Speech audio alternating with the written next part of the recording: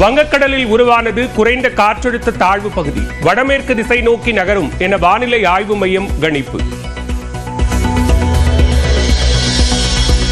ராமநாதபுரம், புதுக்கோட்டை மாவட்டங்களில் இன்று கனமழைக்கு வாய்ப்பு. தஞ்சாவூர், திருவாரூர் உள்ளிட்ட 5 மாவட்டங்களில் நாளை கனமழை பெய்யும் என கணிப்பு. சென்னை மற்றும் புறநகர் பகுதிகளில் இன்றும் நாளையும் லேசான மழைக்கு வாய்ப்பு. வானிலை ஆய்வு மையம் கணிப்பு. திருவள்ளூர் மாவட்டம் சோழவரம் அருகே ஆவடி காவல் ஆணையர் சென்ற வாகனம் விபத்து. நல்வாய்ப்பாக காயமின்றி தப்பிய ஆணையர். சென்னை, கொல்கத்தா அணிகள் மோதும் IPL போட்டிக்கான டிக்கெட்டுகள் விற்று தீர்ந்தன. வழக்கமாக 1 மணி நேரத்தில் விற்கும் நிலையில் 3 மணி நேரம் வரை இருந்த டிக்கெட்டுகள். வழக்கிலிருந்து தப்பிக்க காலில் விழுந்ததாக எடப்பாடி பழனிசாமி மீது முதலமைச்சர் மு.க. ஸ்டாலின் கடும் தாக்கு.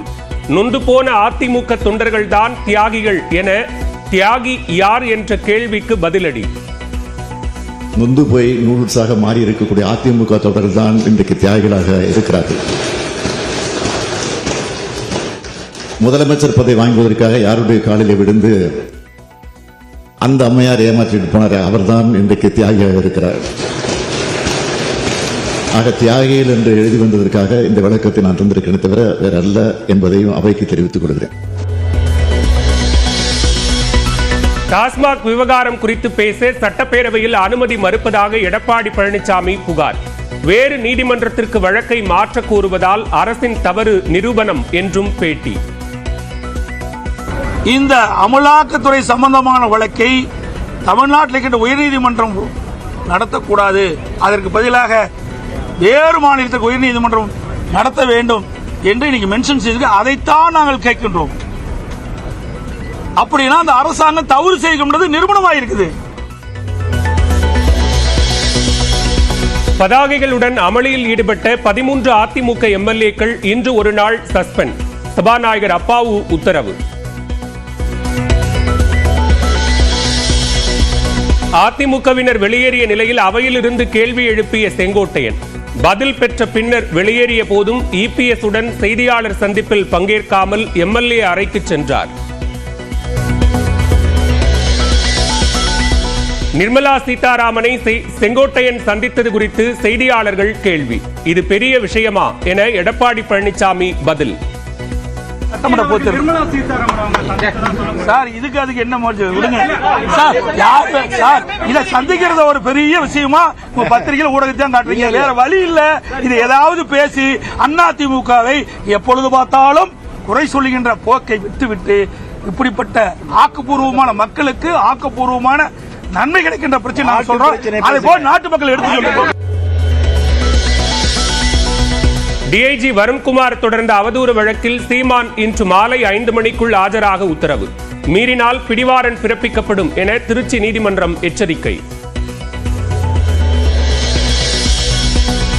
சென்னையில் அமைச்சர் KN நேருவின் சகோதரருக்கு சொந்தமான TVH கட்டுமான நிறுவனத்தில் அமலாக்கத்துறை சோதனை. கோவையில் மற்றொரு சகோதரர் மணிவண்ணனுக்கு சொந்தமான இடங்களிலும் அதிகாரிகள் ஆய்வு.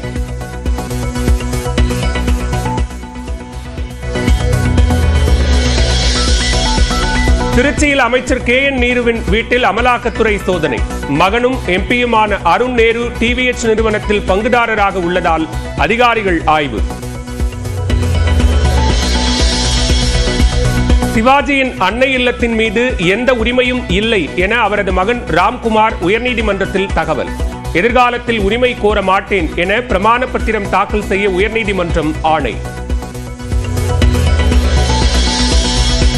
திருப்பூர் மாவட்டத்தில் நேற்று இடியுடன் கூடிய கனமழையால் 2 உயிரிழப்பு. ஈரோடு மாவட்டம் நம்பியூர், கோவை மாவட்டம் காரமடையில் வாழைகள் சேதம். வெலிங்டன் அருகே மதுபோதையில் தண்டவாளத்தில் தூங்கியவரால் பரபரப்பு. உதகையிலிருந்து குன்னூர் நோக்கி சென்ற மலை ரயில் நடுவழியில் நிறுத்தம்.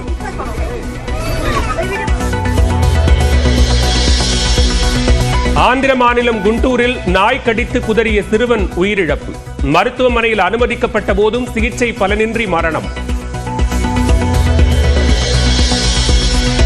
ஒரே நாளில் 3000 புள்ளிகள் வரை சரிந்த சென்செக்ஸ், 19 லட்சம் கோடி ரூபாய் வரை இழந்த முதலீட்டாளர்கள்.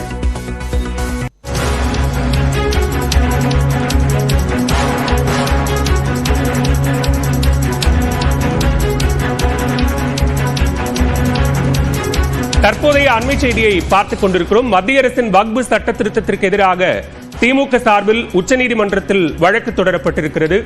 இது தொடர்பாக உச்சநீதிமன்றத்தில் வழக்கு தொடரப்படும் என்ற அறிவிப்பை முதலமைச்சர் மு க ஸ்டாலின் சட்டப்பேரவையில் தெரிவித்திருந்த நிலையில் தற்போது மத்திய அரசின் வக்ஃப் சட்ட திருத்தத்திற்கு எதிராக திமுக சார்பில் உச்சநீதிமன்றத்தில் வழக்கு தொடரப்பட்டிருக்கிறது.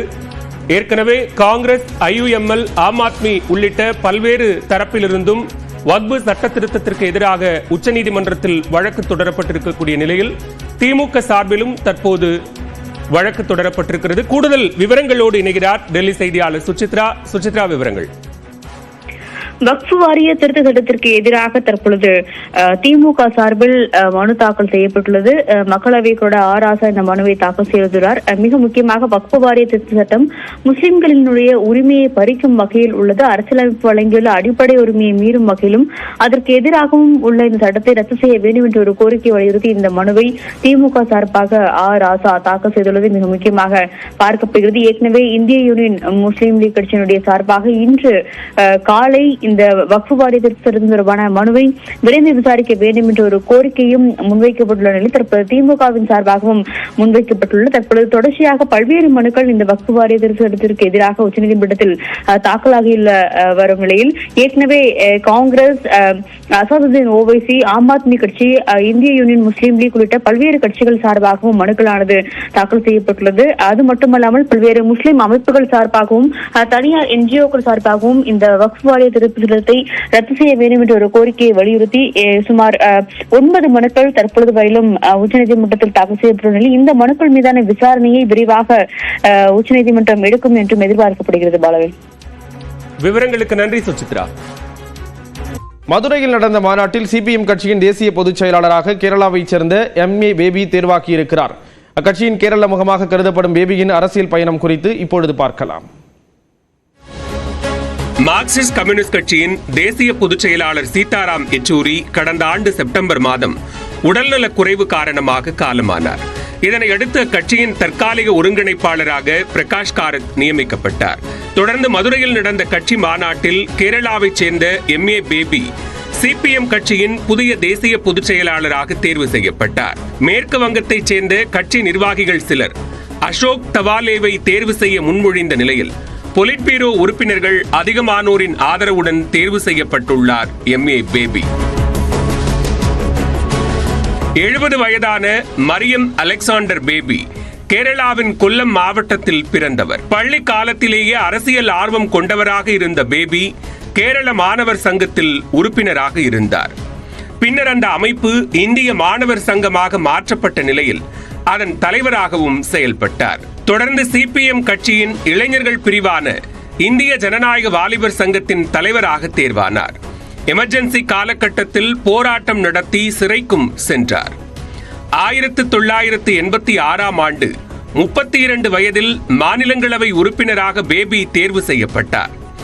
1999ஆம் ஆண்டு மார்க்சிஸ்ட் கம்யூனிஸ்ட் கட்சியின் மத்திய கமிட்டியில் பேபி சேர்க்கப்பட்ட நிலையில் கேரள மாநிலத்தில் அக்கட்சியின் முகமாக வளர்ந்தார். 2006ஆம் ஆண்டு சட்டமன்ற தேர்தலில் குண்டாரா தொகுதியில் போட்டியிட்டு வெற்றி பெற்ற பேபி VS அச்சுதானந்தன் அமைச்சரவையில் கல்வித்துறை அமைச்சராகவும் செயல்பட்டார்.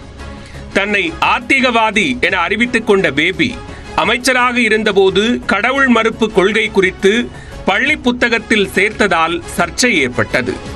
கேரள பள்ளி கல்வியில் பல மாற்றங்களை கொண்டு வந்த MA பேபி கலையில் மிகுந்த ஆர்வம் கொண்டவர். கேரளாவில் ஆண்டுதோறும் நடைபெறும் சர்வதேச கலை கண்காட்சியை முதலில் தொடங்கி வைத்தவர் MA பேபி.